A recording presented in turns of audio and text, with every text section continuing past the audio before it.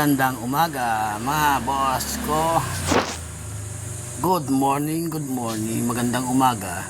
Ito meron tayong gagawin ngayon. Nagbabalik uli si bossing, si boss natin. Yan, Mio Salty. Hindi na nagkamali, lagi na lang sporty. Ito ay salty, poging pogi. 14,000 ang takbo, 14,000 odometer. Yan. Papa maintenance si bossing ng RA. Yung sa kanya yan, pagka wala, hindi siya nagpapatensyon dito. Kaso hindi rin siya nagpapatensyon sa iba. Dito pa rin. Naantayin pa rin na magkaroon ng R9. Shoutout kay Boss Kenji. Kailangan marami kang R9 na langis. O, ayan, nakapid o.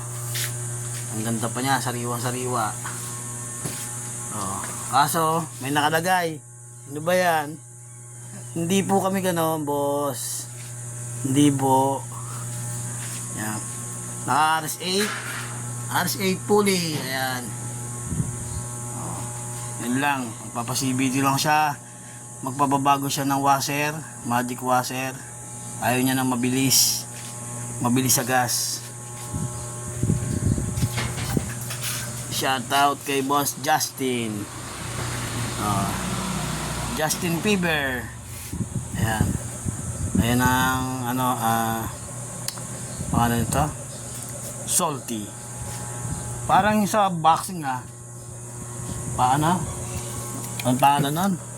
Papa Salty. Ito ay pulley na RS8. Linisin natin, mainit pa eh. Mamaya natin babaklasin. Ano tayo?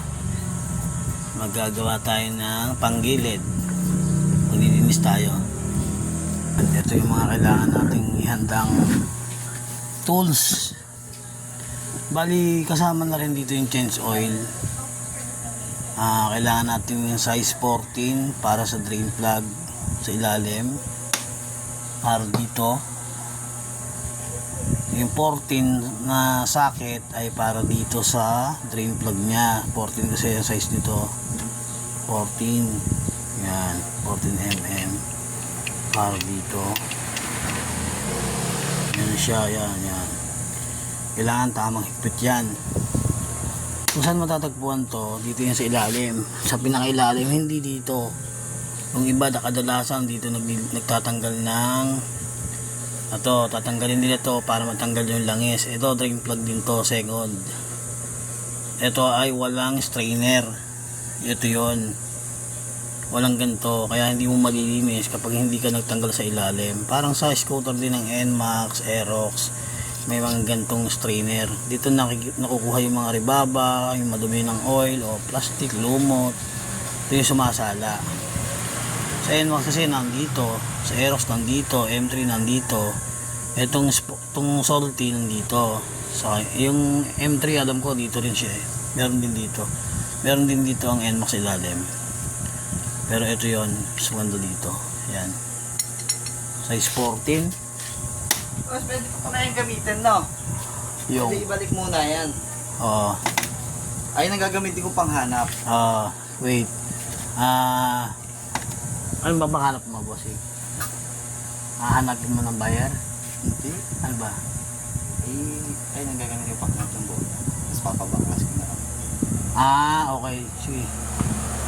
Ngayon, ano tayo? Ulit. Tapos, bali ito, size 14 ang kailangan natin mga tools para tayo baklas ng drain plug or magpa-CVT. Kailangan natin ng size 8 kung meron tayong size 8 na socket na ganre. 8 kung magatawagin, 8mm para sa mga tornilyo. Yan, yung kailangan natin basta first 8, 14, 17 para sa torque drive, sa pulley, mali. Tapos ito size 24 sa torque drive. Ito ay sa torque drive din. Ito sa nut ng bell doon dito. Tapos ito ratchet na flat wrench. tapos T-range, tapos impact drive, yun. O, ito yung ano, dito nakalagay ito, control drive. Ito, lalagyan natin ng grasa to. Ito yung torque drive, female sa male. Ito yung male, ito yung female. Mag-asawa sila. Ayan, ayan. Tapos, ito yung torque drive, female at saka male. Ito yung lining. Assemble, ASI. ASI lining to, ang tawagin. Ito yung lining, ito yung ASI na humahawak sa lining. Ayan, ganyan dapat kailangan siya, ganyan nagalaw lahat. Pag hindi nagalaw lahat yan, nag-stack up yan, ginaganyan mo, ayaw niya magagalaw, parang balisong, hindi siya nagalaw, dapat ganyan, parang balisong nagalaw-galaw, pag ganyan. Dragging yun. Pag stack up na to, ayaw man lang kumilos, dragging. Ito yung pulley, kalawang na, oh. Ito yung pulley na RS8, naka aftermarket bossing. Bali nasa pyesa na tayo ng panggilid pala.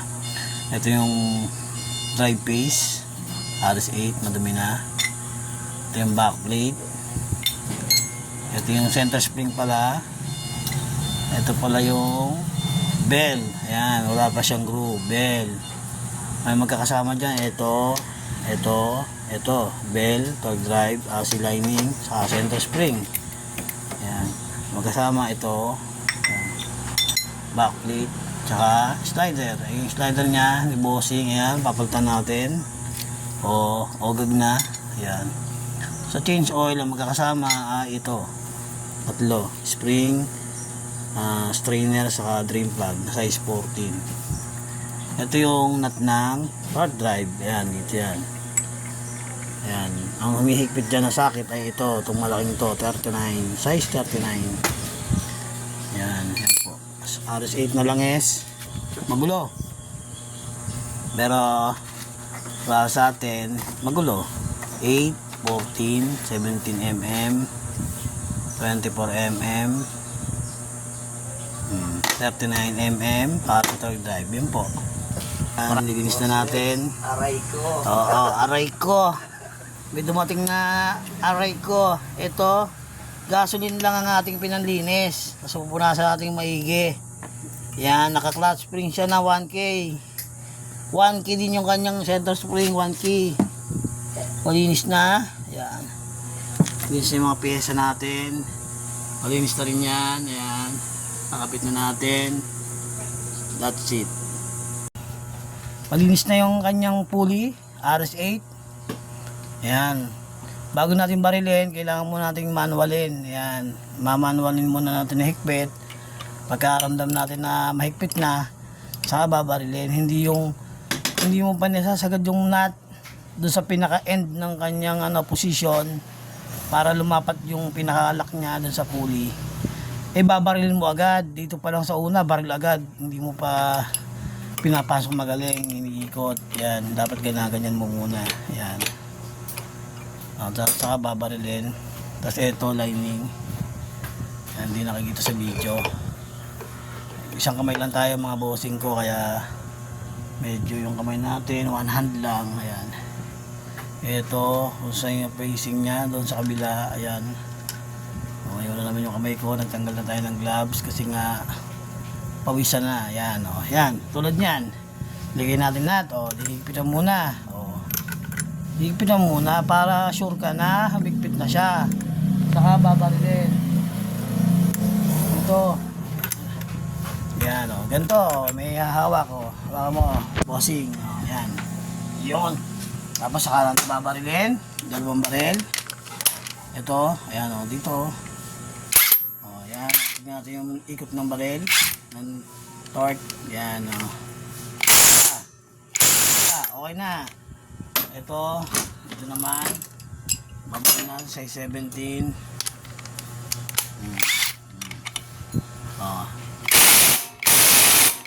Okay na yun. Okay na yun, o, bossing. Tapos, saka natin i-start. Start natin, susi, bossing. Start natin. Yan, start.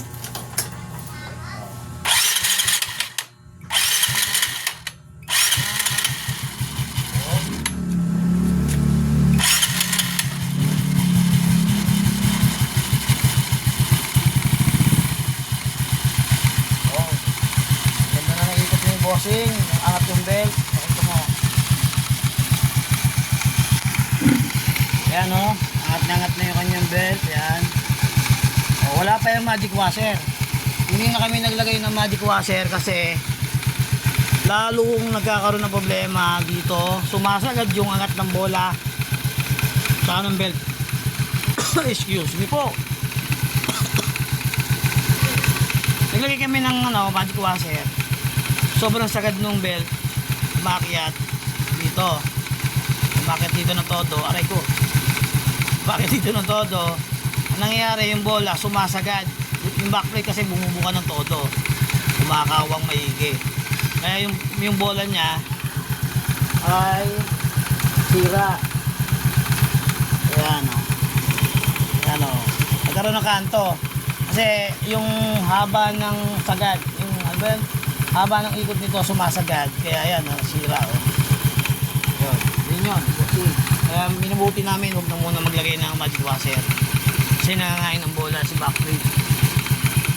Base lang sa namin, review namin, pagsasaliksik ni Kuya Mouse. Yan. Tayo na natin. Hindi na ito. Ito.